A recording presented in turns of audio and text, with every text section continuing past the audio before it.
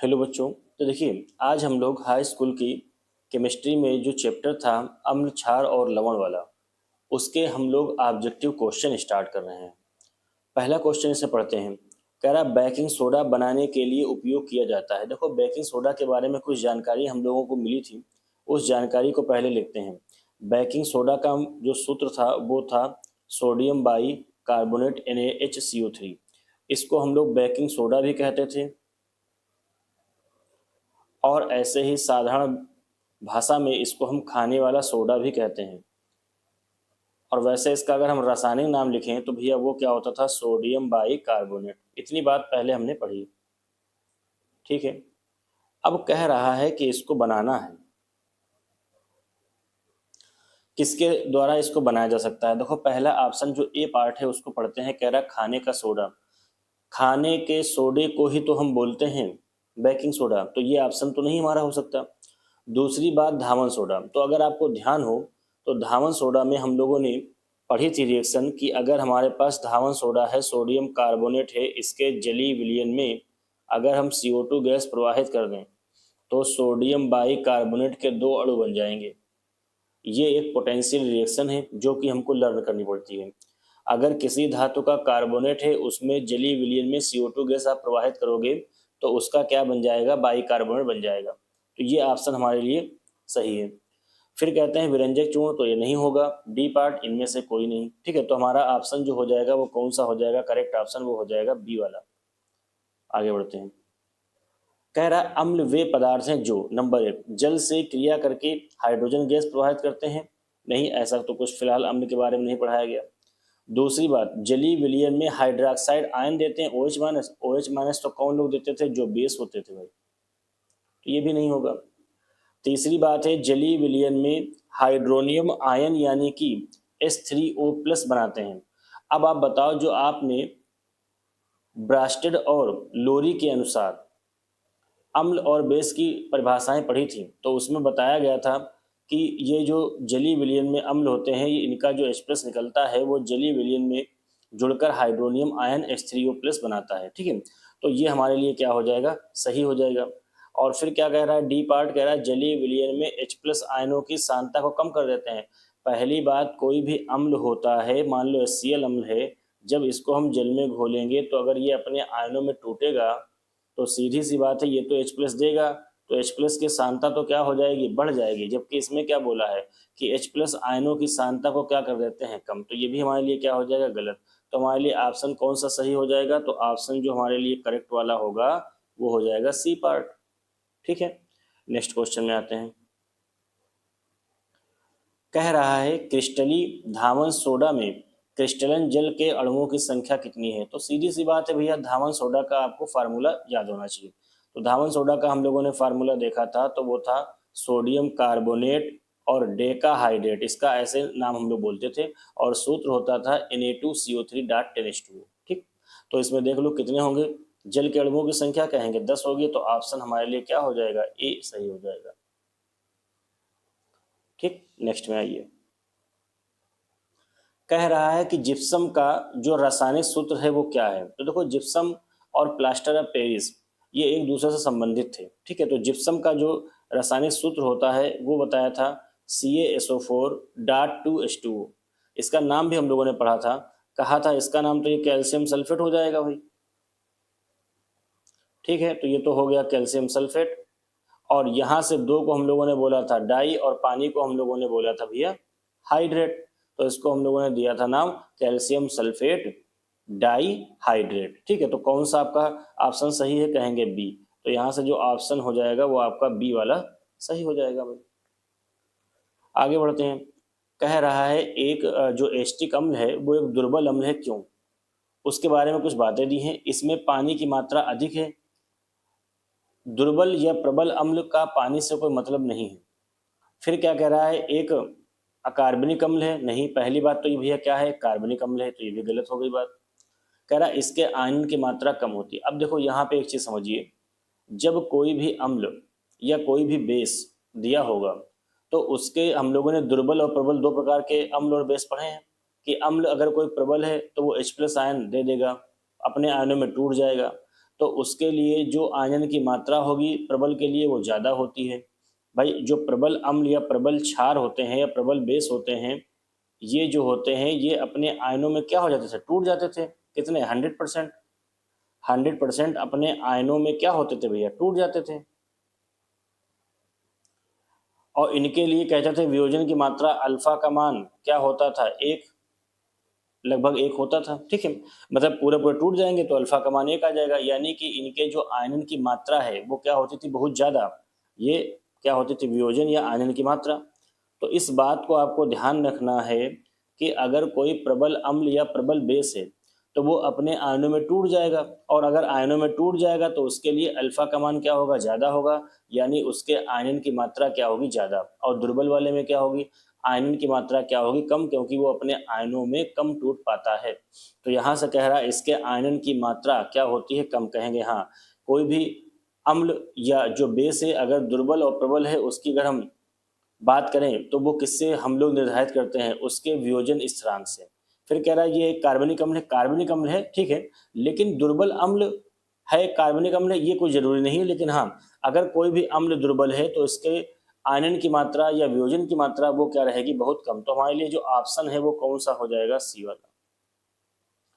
ठीक है, एस्टिक अम्ल कार्बनिक अम्ल है, लेकिन एस्टिक अम्ल दुर्बल अम्ल क्या कार्बनिक अम्ल की वजह से, ऐसा नहीं, उसके वियोजन की मात्रा क्या है, कम है, इसलिए ये क्या हो रहा है, दुर्बल अम्ल है। ठीक है, आगे बढ़ते हैं। कह रहा है कि प्रबल अम्ल के जलीय विलयन में किसका आधिक्य होता है, H प्लस आयनों का होता है, OH माइनस आयनों का होता है, Cl माइनस आयनों का होता है, या Na प्लस आयनों का। आप ये बताइए किसका आधिक्य। प्रबल अम्ल जो अम्ल होगा, अगर हमारे पास मान लो H2SO4 है, हमने इसको जल में घोला, ये जाके अपने आयनों में टूटा, 2H प्लस और SO4 माइनस 2 एक्वस में टूट गया। अब आप ये बताओ ये जो अम्ल है ये दे क्या रहा है भाई, अम्ल की विशेषता क्या है, अम्ल की विशेषता H प्लस देना। तो विलयन में जाके, और प्रबल अम्ल है तो पूरा पूरा टूट जाएगा, तो ये विलयन के अंदर क्या देगा, H प्लस देगा। तो विलयन के अंदर कौन अधिक, अधिक का मतलब एक्सेस, यानी ज्यादा मात्रा।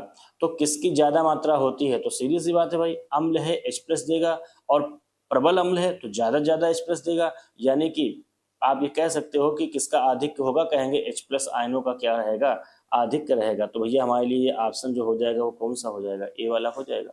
ठीक है, देखिए क्वेश्चन नंबर 7 पढ़िए। कह रहा 0 pH वाला विलयन होता है, ए पार्ट है अम्ली, बी पार्ट है क्षारी, सी पार्ट है उदासीन और डी पार्ट है इनमें से कोई नहीं। देखो पीएच मान वाले थ्योरी में जो हम लोगों ने देखा था कि जो पीएच मान अगर किसी विलयन का 7 है तो वो विलयन होता था उदासीन, और अगर पीएच मान 7 से कम होता था तो ये होता था भैया अम्ली, और अगर पीएच मान 7 से ज़्यादा होता था तो होता था क्षारी। अब एक बात और समझिए, पीएच मान 7 से कम का मतलब पीएच मान 6 भी हो सकता है, पीएच मान 5 भी हो सकता है, पीएच मान 4 भी हो सकता है, और ऐसे ही घटते हुए जो पीएच मान जाता है वो 0 तक जाता है। अब देखो एक बात ये समझो, पीएच मान जिसका 6 होगा वो भी अम्लीय होगा, पीएच मान जिसका 5 होगा वो भी अम्लीय होगा, पीएच मान 4 जिसका होगा वो भी अम्लीय होगा। लेकिन अगर ये कहा जाए कि इनमें कंपैरिजन कीजिए, 5 और 6 जो पीएच मान है इसमें से दोनों अम्लीय हैं, लेकिन इनमें से कौन प्रबल अम्लीय होगा एक दूसरे की तुलना में। तो हमेशा आपको याद ये रखना है कि देखिए 7 पे थे तो उदासीन हुआ, लेकिन 7 से कम हुए तो अम्लीय हुआ, और 7 से ज्यादा हुए तो क्षारीय हुआ। यानी कि जैसे जैसे पीएच मान बढ़ा, सुनिएगा, पीएच मान अगर बढ़ रहा है तो बताओ क्षारीय प्रकृति बढ़ रही है या नहीं, क्षारीय प्रकृति क्या होती है, बढ़ती है। क्योंकि पीएच मान 7 था फिर 8 हुआ तो 8 में क्या हो गया, क्षारीय हो गया। तो इसलिए कहेंगे जैसे जैसे पीएच मान बढ़ेगा क्षारीय प्रकृति भी बढ़ेगी। और जैसे जैसे देखो पीएच मान क्या हो रहा है, घट रहा है, पीएच मान जैसे जैसे घटेगा अम्लीय प्रकृति बढ़ेगी, अम्लीय प्रकृति क्या होगी, बढ़ जाएगी। तो अगर पीएच मान 6 वाला है, पीएच मान 5 वाला है, और कहें बताओ इसमें कौन प्रबल अम्लीय होगा, तो कहेंगे 5 वाला, ये क्या हो जाएगा, प्रबल अम्लीय। ऐसे भी आप याद रख सकते हो कि देखिए क्षारीय प्रकृति क्या हो रही है, पीएच मान बढ़ने से क्या हो रही है, बढ़ रही है, तो घटने से क्या होगी, कम होगी। और अगर पीएच मान बढ़ने से क्षारीय प्रकृति घटेगी तो सीधी सी बात है अम्लीय प्रकृति क्या हो जाएगी, बढ़ जाएगी। तो जो 0 जिसका होगा वो भी अम्लीय होगा, लेकिन ये बहुत प्रबल अम्ल होगा। ये क्या होगा, प्रबल अम्ल। ऐसे ही जिसका पीएच मान 14 होगा वो क्या होगा, क्षारीय तो होगा लेकिन वो कैसा होगा, प्रबल क्षार।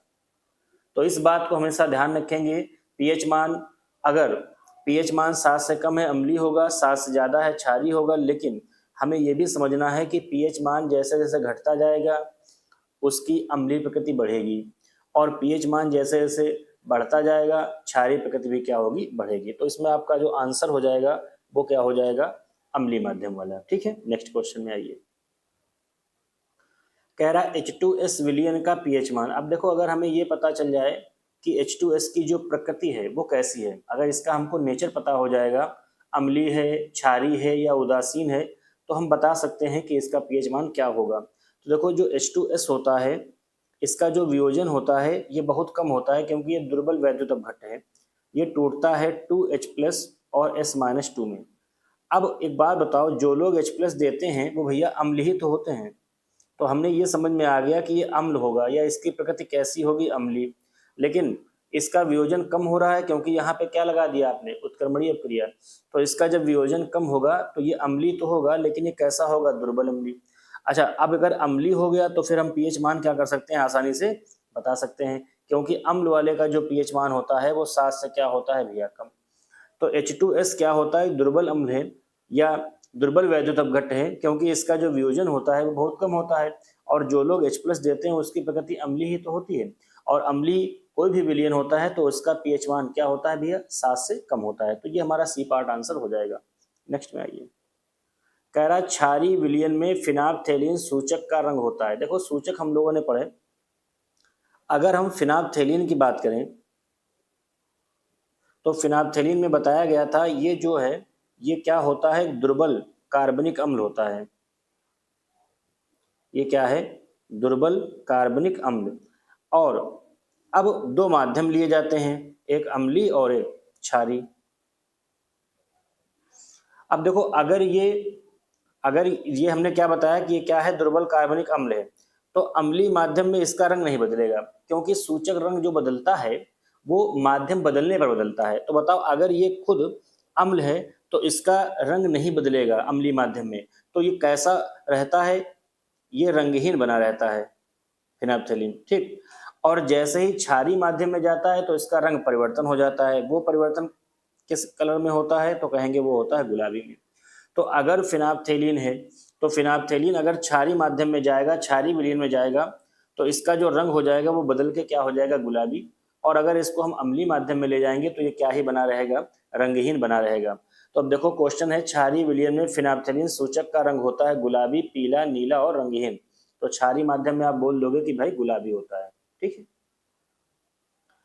कह रहा है एक जलीय विलयन का जो पीएच मान है वो 4 है, विलयन में हाइड्रोजन आयन सांद्रता मोल अपान लीटर में। अब देखो यहाँ से पीएच मान हमको दे रखा है 4, और H+ आयनों की सांद्रता की बात वो कर रहा है। तो बताओ H+ आयनों की सांद्रता जो थी वो क्या थी, 10⁻⁻ pH था, और पीएच मान आपको यहाँ पे दे रखा है। तो H+ आयनों का जो सांद्रण हो जाएगा वो कितना आ जाएगा, 10⁻⁴। अच्छा, यहाँ पे 10⁻⁴ में देखे 1 × 10⁻⁴ है, तो भैया यहाँ पे आप 1 से किसी में गुणा करते हो तो उतना ही तो रहेगा। तो हमारा पार्ट कौन सा सही हो जाएगा, कहेंगे बी वाला पार्ट हमारा सही हो जाएगा। ठीक, ये तो सूत्र था, इसकी परिभाषा बनाई थी, किसी विलयन का पीएच मान 10 की वो ऋणात्मक घात होती है जो H+ आयनों के सांद्रण को क्या करती है, व्यक्त करती है। बस वहीं से हमने क्वेश्चन को कर लिया।